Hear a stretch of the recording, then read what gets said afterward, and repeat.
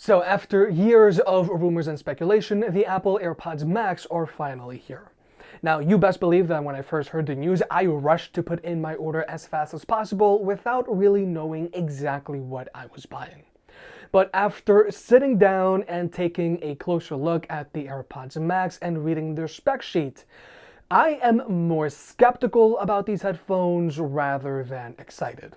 Now, first off, there's price. The AirPods Max retail for $550, which I think is insane. And quite frankly, we know that people want to know how the AirPods Max stack up to the Sony 1000 XM4s, which retail for $350, but they can be found on sale already for $280. The Bose NC700s, which have a retail price of $400, but can be found on sale for $350.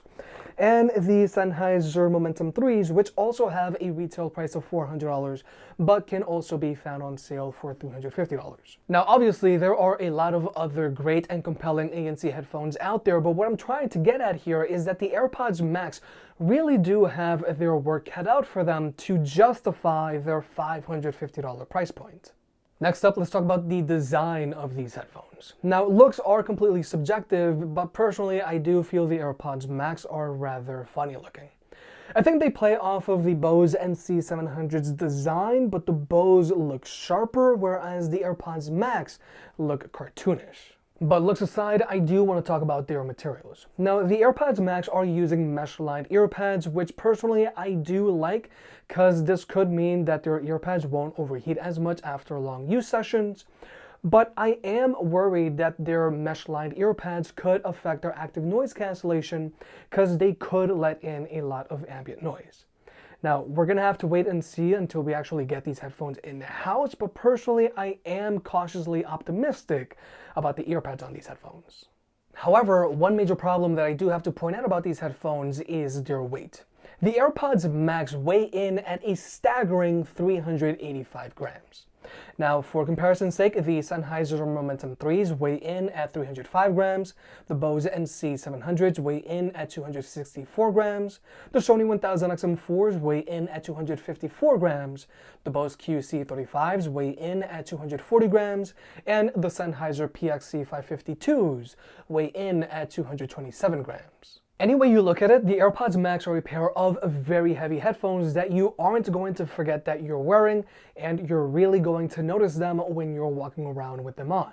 And since these headphones weigh more than 350 grams, chances are you are going to get fatigued on the back of your neck after you're wearing these headphones for over an hour. Because for comparison's sake, your typical pair of ANC headphones weigh in at around 270 grams, but the lighter the better. And the Bose NC700s and the Sony 1000 XM4s and the Bose QC35s and the Sennheiser PXC552s are all lightweight headphones that you do forget that you're wearing after a while. Whereas the Sennheiser Momentum 3s, not so much, because they do weigh in at 305 grams, so you do know that they're always there. But overall, what I'm getting at here is that the AirPods Max are a pair of very heavy headphones, and their heavy weight is really going to cost them when it comes to prolonged comfort. But next up, I want to talk about two things that really have me bothered about these headphones. First of which is their smart case. The fact that Apple says a case with staying power. When stored in their soft, slim smart case, AirPods Max enter an ultra-low power state that preserves charge. Do you mean turning them off? Now, I've never seen a case this ridiculous, and it's going to do absolutely nothing to keep these headphones safe whenever you're traveling or commuting with your headphones. And Apple didn't even throw in a carrying pouch with these headphones. Now, whenever you're paying upwards of $300 for a pair of ANC headphones, you should expect a good hard shell carrying case.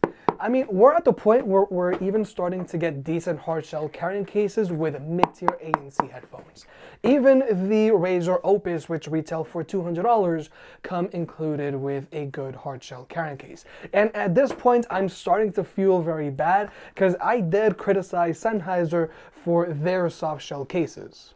And then there's also the fact that these headphones don't have an audio jack. Now, personally, I am not surprised that these headphones don't have an audio jack because the Beats Solo Pro also don't have an audio jack. But what really makes me angry is that Apple didn't include their 3.5mm audio jack to lightning cable with their $550 headphones. Instead, Apple wants to upsell you on this cable by charging you an additional $35.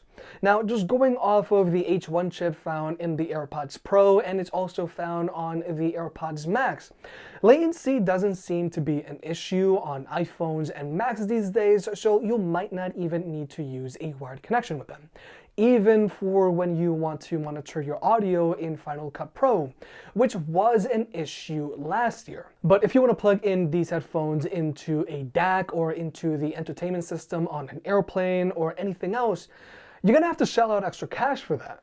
Now, while we're on the topic of audio, Apple also claims that the AirPods Max have high fidelity audio. Now, this is something that we're gonna have to wait and see because both the AirPods and Beats Solo Pro just sound good enough, but maybe the AirPods Max will be different. But nonetheless, if you are claiming high fidelity audio, then you're gonna have to go up against the likes of the Sennheiser Momentum 3s and Bowers and Wilkins PX7s, just to name a few. But more importantly, these headphones retail for $400 versus your $550.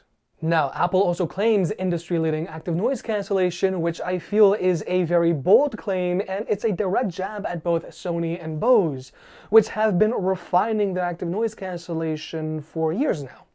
But something that I am excited about on these headphones is their ambient mode. The ambient mode on the AirPods Pro is awesome. It sounds very natural, and it almost never picks up any wind noise when walking outdoors, which is double awesome.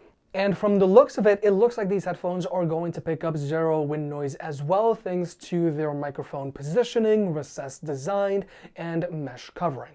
But I do hope that these headphones have an active ambient mode where they'll automatically turn off their ambient mode when they hear a sudden spike in loud noise, saving you from jump scares, just like how the Sony 1000XM3s, Sony 1000XM4s, and Surface headphones do.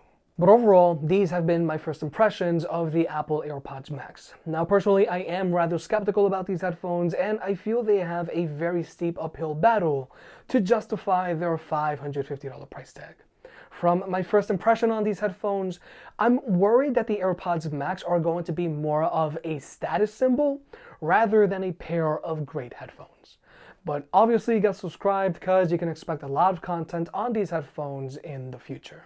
If you made it this far, I guess you enjoyed the video, so hit that like button and get subscribed. It helps out more than you realize. If you want to pick any other products up mentioned in this video, those will be linked in the description down below, and you can also support the channel by checking out the merch store. But other than that, I'll catch you next time.